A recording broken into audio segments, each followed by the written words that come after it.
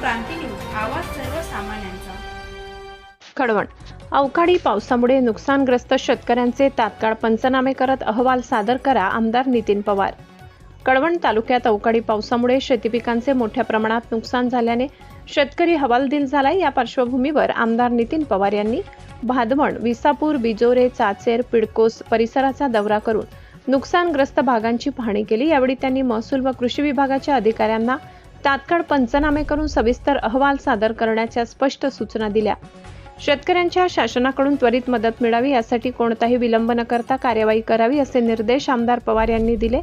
तसेच अधिकारी व कर्मचाऱ्यांनी प्रत्यक्ष शेतात जाऊन नुकसानाची अचूक नोंद घ्यावी असेही त्यांनी सांगितले। प्रशासनाने जबाबदारीने काम करत शेतकऱ्यांना दिलासा देण्याचे आवाहन यावेळी केले।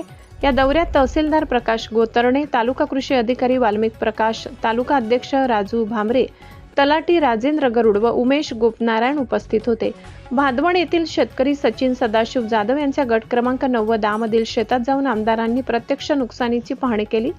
यावेळी गावातील ज्येष्ठ नागरिक कैलास पाटील, रामकृष्ण जाधव, कैलास जाधव, पंकज जाधव, विजय जाधव, राहुल जाधव, मोहन जाधव, नंदू जाधव, विकास जाधव, सरपंच अतुल जाधव, सदाशिव जाधव, रमेश जाधव यांच्यासह परिसरातील अनेक शेतकरी उपस्थित होते। अवकाळी पावसामुळे झालेल्या नुकसानीमुळे शेतकऱ्यांमध्ये चिंता व्यक्त होत असून तातडीने मदत मिळण्याची अपेक्षा व्यक्त केली जात आहे।